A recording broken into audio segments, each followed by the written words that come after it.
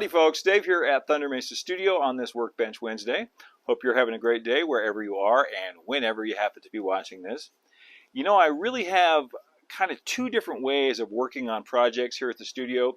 One is I will completely plan everything in advance, have everything I need ready to go, and get it all done in a week, week and a half, or 2 weeks. And those are the ones that you see that come out as build videos on the channel. But my other way of working is just to kind of putter around with different things here and there. And those don't usually become build videos. And that's one of the things I'm working on today. I'm decaling one of my locomotives, which is it's a Bachmann outside frame 440. It's the newest locomotive I have on the Thunder Mesa layout and the largest one.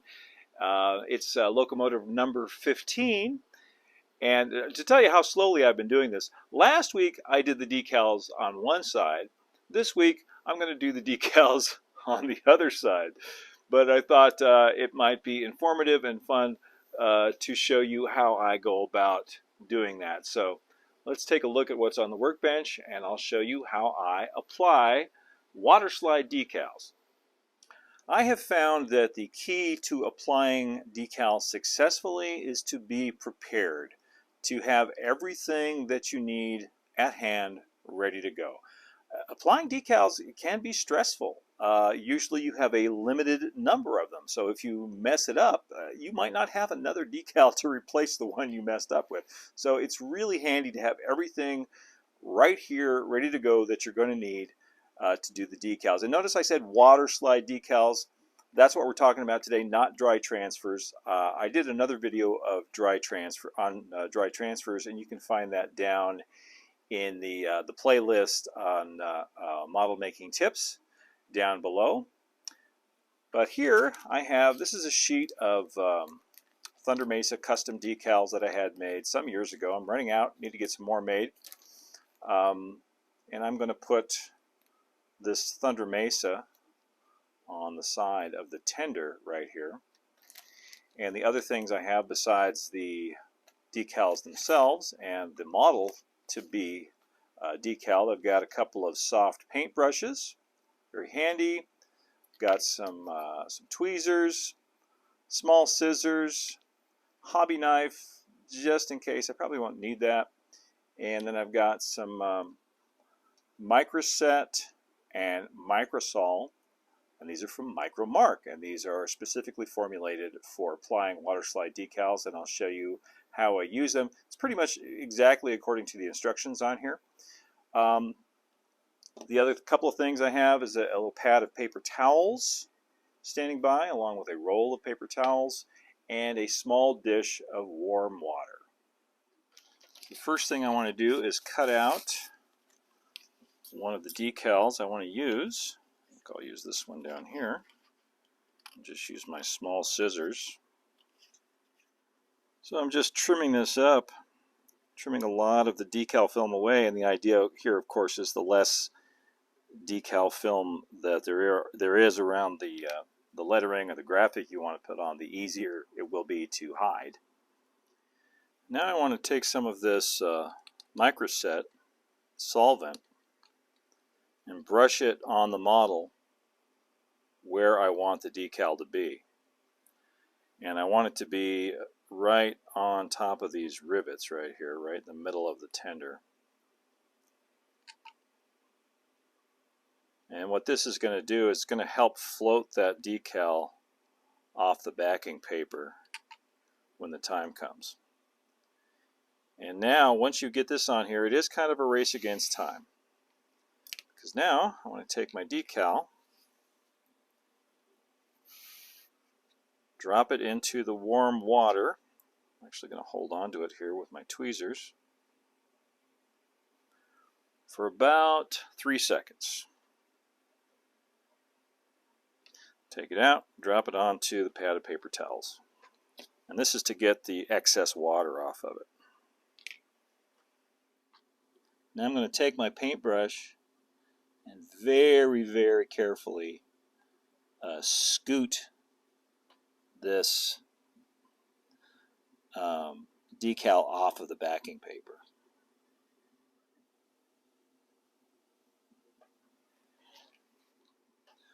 Now this is the critical stage right here.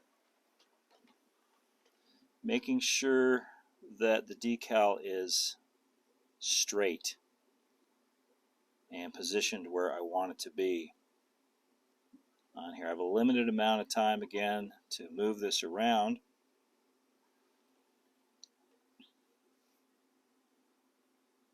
And I don't want to try and move it too much because then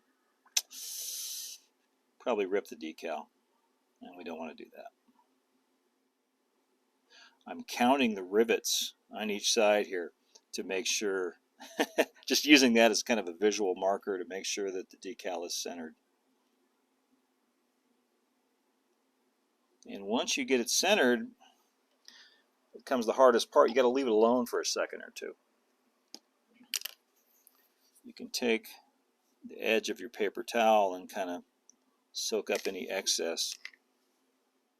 Now I want this to snug down on top of these rivets, but now is not the time to worry about that. Now is only the time to worry about having it centered. I mean, you don't want to have any big air bubbles in there, but you don't want to overwork it. While I wait for that decal to set up a little bit, it's a good time to mention the surfaces. Maybe I should have talked about this before, but I'm applying this decal to the factory surface, the factory paint job on the model. That's always a little bit easier because it tends to be a very smooth, nice finished surface. If you're applying a decal, a water slide decal to a painted surface, something that you painted, you have to make sure that it's about as smooth as you can get it. A smooth, glossy surface is much easier to apply water slide decals to than a rough, matte surface. So just keep that in mind.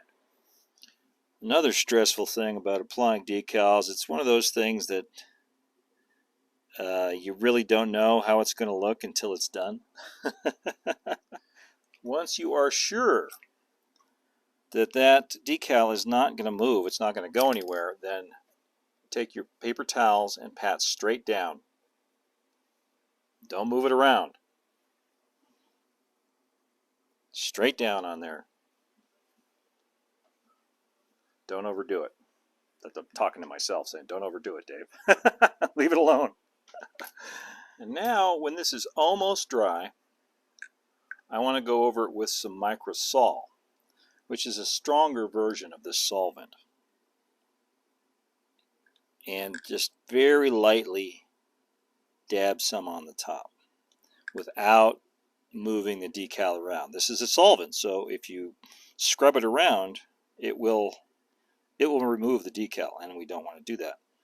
All I want to do here is dissolve the remaining decal film as much as I can so that all that will be left on there when it's dry is just the lettering. This will also help it snug down onto that rivet detail.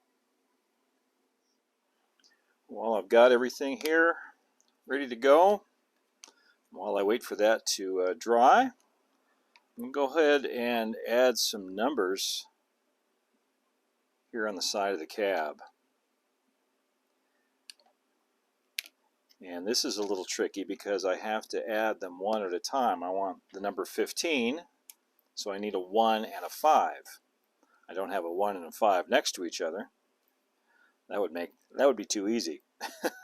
So just going to do it this way. First the 1 and then the 5. Getting it off of the backing film is always the hardest part, at least for me. There we go. Got it off of there. Now I can position it where I want it.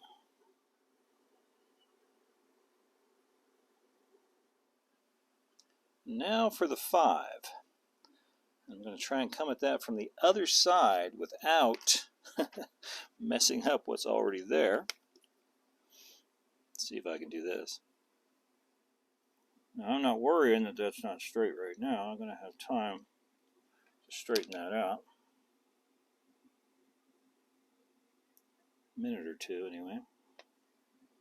I waited till this one is set up was not moving before I did this. Now it's just little subtle touches with the brush to get it where I want it. I take my paintbrush and I dab it with the paper towel to dry it, and you can go back and the capillary action will suck the excess moisture up into the brush. Again, after waiting a few minutes, making sure that's not moving around anywhere, dab on the microsol over both of the numbers to dissolve the rest of that film. And while I'm waiting for this other stuff to dry, I decided, what the heck, I'll add a few more gold flourishes here and there, like down here on the steam chest and up on the sand dome. I've got them on my decal sheet, and that's just what they're for, so might as well use them. It's important on something like this to know when to quit, you know, to know when to back away and leave it alone, because if you're like me, you kind of want to, you know, fudge around with things and keep playing around with it and keep playing around with it to get it perfect. And my advice, this comes from personal experiences, don't let the perfect be the enemy of the good. Get it good enough and then leave it alone. And let the solvents do their thing, let it dry, walk away, go do something else, and then come back later and look at it. That's the best way to proceed. Well, that's looking pretty good. I got both sides done. There's a lot more that I want to do on this locomotive, but I'm not going to do it today. Got to leave something to putter around with in the future. Right now I'm going to put the crew back inside and take old number 15 for a spin on the Thunder Mesa layout. See how it looks.